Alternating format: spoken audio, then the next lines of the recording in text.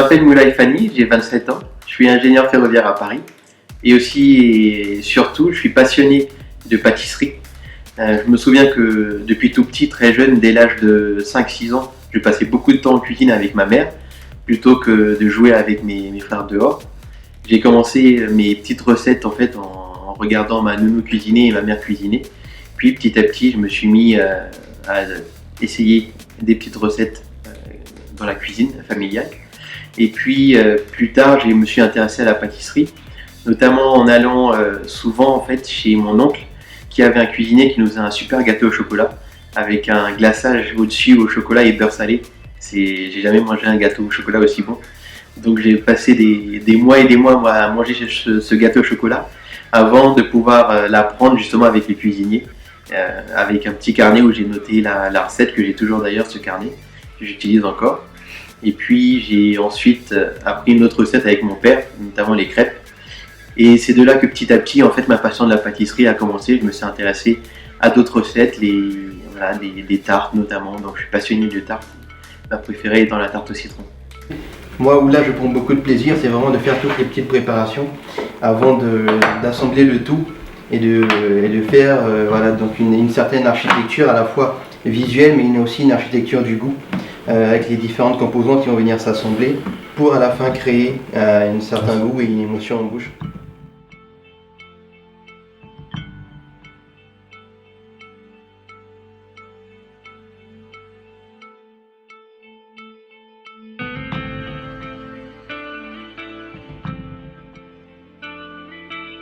Je suis passionné d'agrumes et le citron est mon agrume préféré. Dès que je vois une tarte au citron dans une vitrine ou écrite dans le menu d'un restaurant, j'ai tout de suite les papilles qui commencent à saliver en bouche, c'est inexplicable.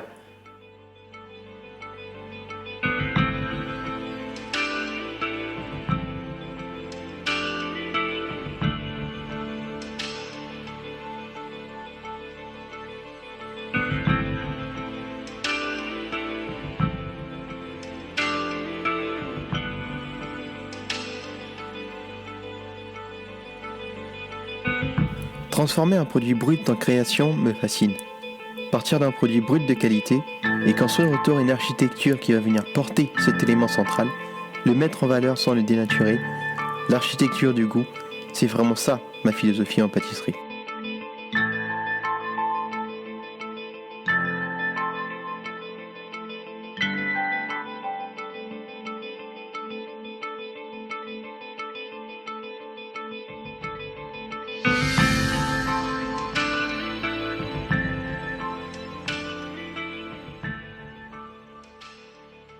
Il y a plusieurs chefs qui m'inspirent aujourd'hui dans la pâtisserie française et internationale, notamment les chefs de la première génération comme Philippe Conticini et Pierre Hermé qui ont donné leur lettre de noblesse à la pâtisserie et qui ont révolutionné en fait la pâtisserie, qui l'ont modernisée, l'ont mise au goût du jour avec des créations innovantes, des associations inattendues. Un mariage par exemple chez Pierre Hermé entre le chocolat au lait et le fruit de la passion qui est devenu une icône en fait, une référence dans la pâtisserie. Philippe Conticini et pas mal de techniques, de travail sur les textures, sur les crèmes pour avoir un résultat et un goût exceptionnel à la fin sur les pâtisseries. Mais aussi dans la nouvelle génération avec des chefs comme Jeffrey Cagne qui officie aujourd'hui à la plus ancienne pâtisserie de Paris, à la Maison Storer, et qui fait des créations qui revisitent les classiques de la pâtisserie française, les religieuses, les éclairs, les Saint-Honoré. J'adore par exemple son Saint-Honoré au chocolat et praliné qui est juste dingue, le crémé au chocolat est bien dosé, la pâte à choux est vraiment top, la crème est allégée. C'est vraiment tous ces chefs là qui m'inspirent. Cédric Grolet du Meurice qui a été élu meilleur chef pâtissier du monde, pareil avec des créations toujours très travaillées, belles. Là on rentre vraiment dans le cadre de l'art en fait. La pâtisserie devient de l'art, elle se déguste d'abord avec les yeux et ensuite avec la bouche.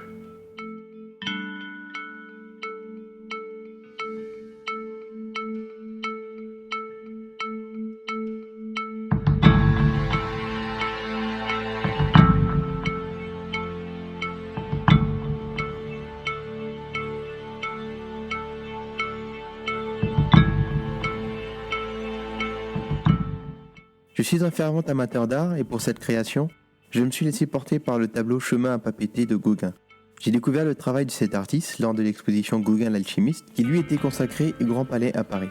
J'ai été touché par son trait, l'émotion qui ressort des visages, les couleurs, les sons qu'on perçoit à travers ces paysages. Ce tableau fait partie de la série de chefs-d'œuvre Un ciel sans hiver, de l'artiste qui s'installe à Tahiti au XIXe siècle, à la recherche d'extase, de calme et d'art, comme il est dit lui-même. J'ai découvert dans cette série le tableau Chemin à pas péter, et j'ai tout de suite été attiré par les couleurs, les paysages, les sons qu'on y perçoit, car tous ces éléments et ce cadre me sont familiers. Cela me rappelle mes vacances à Diokwe, le village de mon père, dans l'ouest de la Côte d'Ivoire. Je voulais créer une tarte qui se rapproche gustativement de ce que j'ai ressenti la première fois que j'ai vu Chemin à pas péter. Le choix de la mangue comme élément principal a été une évidence, l'un de mes fruits préférés depuis tout petit. Ses couleurs jaunes, vertes, orangées, qui font écho à celles du tableau, son parfum sucré qui appelle à la gourmandise. Sur une pâte sucrée croquante, une crème d'amande imbibée à l'huile de vanille de Tahiti maison, puis par-dessus, une petite brunoise de mangue et coriandre pour la fraîcheur, avec un trait de fruit de la passion pour apporter du peps.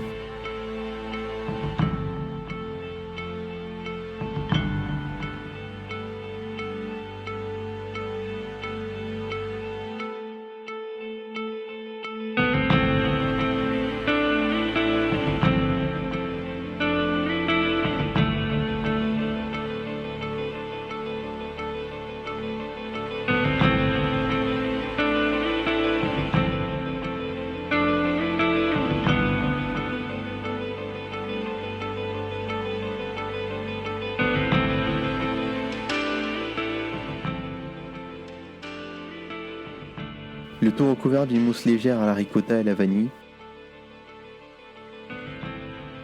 Enfin posé dessus, de fines lamelles de mangue superposées les unes sur les autres, légèrement brouillées sur les arêtes, qui est le résultat de la caramélisation du sucre contenu dans le fruit, lustrées avec l'huile vanille de Tahiti maison et quelques feuilles de thym citron.